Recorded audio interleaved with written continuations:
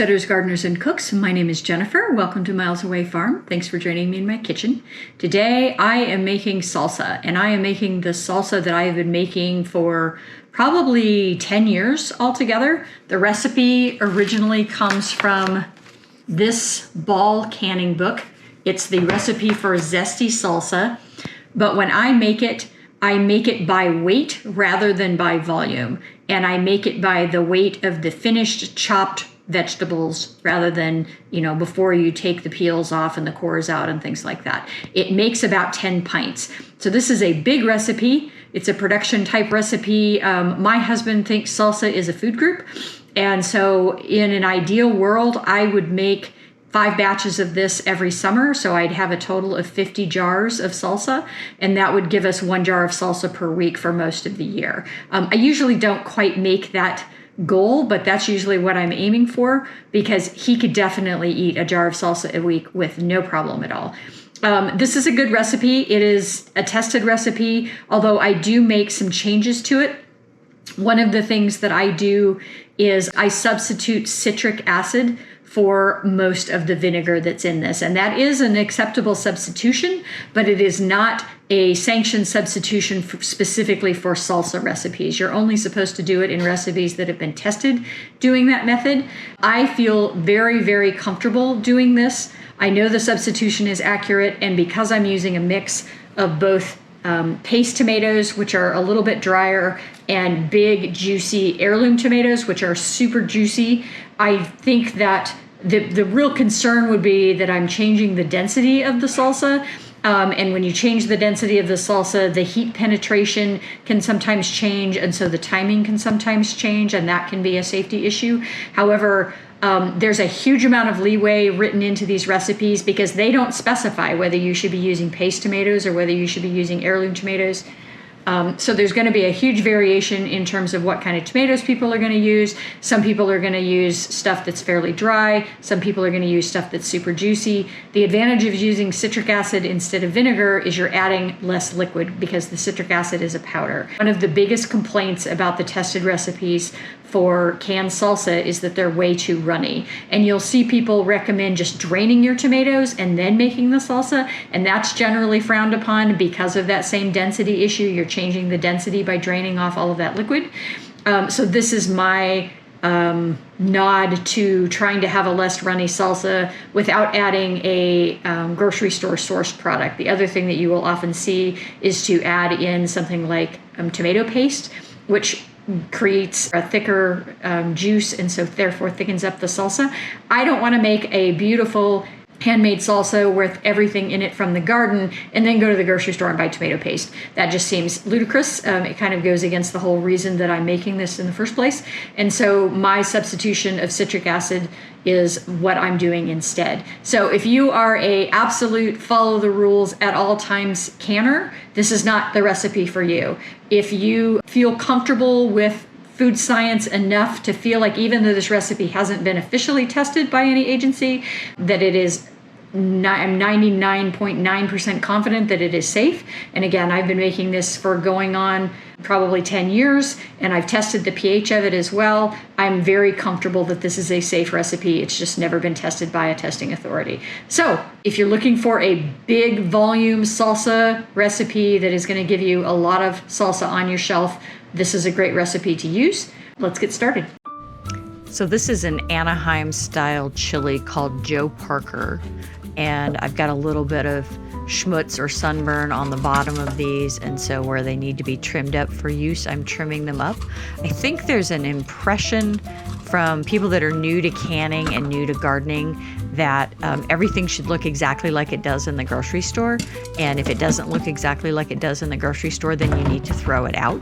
And that's not true. If you're not seeing any mold or rot on the inside of these, just cut off the bad part. You can definitely use a lot of stuff that farmers are throwing out so that they don't bring it to the grocery store, because it's not going to hold in a grocery store, but it's perfectly fine for you to use in your home. You can substitute any kind of pepper in a canning recipe as long as you keep the volume the same. And so Anaheims are pretty mild. And so if you wanted a recipe that was a lot hotter, you could substitute poblanos, you could substitute jalapenos, you could substitute serranos, but you would need to keep the volume measurement the same. If you didn't want any heat at all, you could substitute bell peppers instead, or some other type of sweet pepper. So that's one of the nice things about canning, is you can totally change out different pepper varieties. And I'm going to run these through my food processor. So I've cleaned them up, and then I weighed out how much I needed, which was 3 pounds total.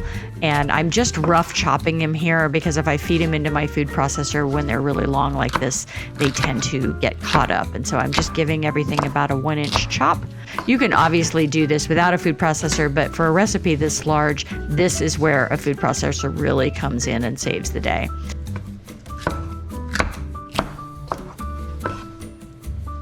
So there's all of our beautiful peppers. Some of those Anaheims were ripe and so had turned red, and some of them were still green.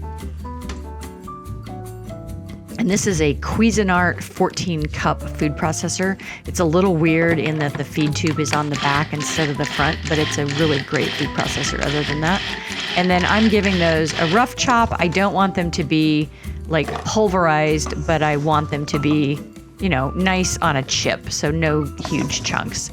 And if there's some that are a little bigger and some that's a little smaller, that's completely fine.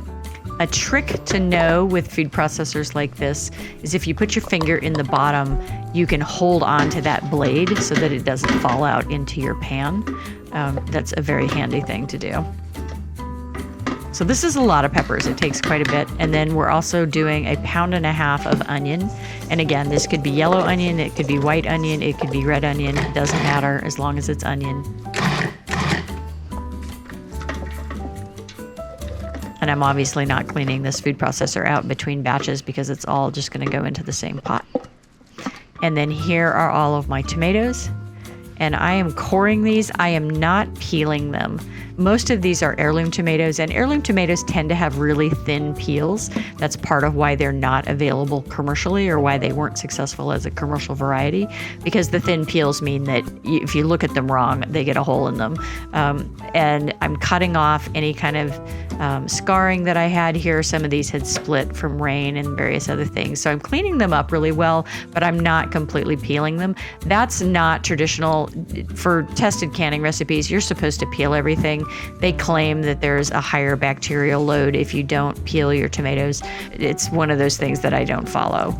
So I needed a total of 6 pounds of tomatoes, and that's 6 pounds after they're cored and chopped, not before.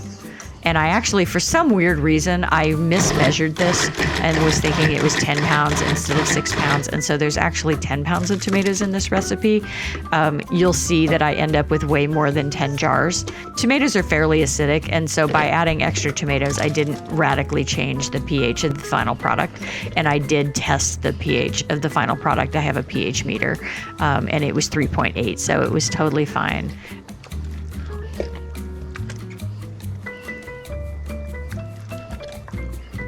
Couple tablespoons of cilantro that's frozen because it's hard to get fresh this time of year. A tablespoon plus a teaspoon of salt, a teaspoon of cumin, a teaspoon of chipotle powder, and a 1/4 cup of apple cider vinegar.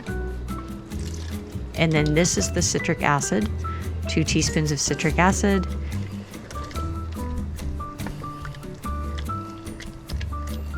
And then I almost forgot the garlic, and so a couple of, I think 4 cloves of garlic. The recipe is in the description below. And then I'm going to bring that to a boil and let it simmer for 10 minutes until it's really well heated through and everything is cooked. And then I'm going to start ladling this into my jars. And you can adjust seasonings on this to your liking. And so I don't think cumin is in the original recipe. We've added that. We often add a little bit of smoked chipotle seasoning as well to give it a little bit of a smoky flavor. And then you can leave out the salt altogether, or you can add as much as you like. I add a little bit more than what the recipe originally calls for. And so we're just filling our jars up to, I believe, a 1/2 inch headspace. And you can see I'm going to end up with way more than 10 jars because I used 10 pounds instead of 6 pounds of tomatoes. Wipe your rims, of course, because any food that's on those rims is going to keep them from sealing. Little trick here, if you want your canning lid to line up with a certain side of the jar, if you keep your finger on the top of the lid when you're putting that ring on, it will stay in place. And then finger tight, so just tight enough to where you start to feel it grip. You want that air that's inside that jar as it heats up to be able to actually push out of the seal, and that's part of what is causing your vacuum. So you don't want it to be so tight that that air can't escape. If it's too tight, you'll get what's called buckling, and that's when the lids don't seal and the actual lid buckles under the pressure. After it's done cooking for 15 minutes, I let it sit for 5 minutes with the heat off and the lid off, just to bring the temperature down a little bit. This tends to decrease siphoning and kind of let everything settle to ensure a better seal. And then because I had so many jars, I ended up processing these in 2 batches, and everything was still pretty hot because it was only a 15-minute processing time. And because I kind of supersized this already supersized recipe, I ended up getting a total of 14 pints out of this batch. I have another recipe for canned salsa on my YouTube channel that's a much smaller recipe. It makes 3 pints. And so if you're new to canning salsa and you want to get started with something that's much simpler, you can give that one a try. And I ended up needing to add a little bit of water to my canning pot because I didn't have a full load of jars in this, so we ended up topping it off. You should always have 1 inch of water above your jars. So now I have multiple batches of salsa on my pantry shelves. These came out beautiful. My salsas often are a little bit yellow or orange because I use a mix of different kinds of tomatoes. And here's a sneak peek of what my pantry looks like right now. Not all of this is from this year, but a lot of it is. It's been a very busy summer. Thanks for watching, Tribe. If you like this kind of content, give me a thumbs up, subscribe, leave me a comment, and share. I have new content coming out every week.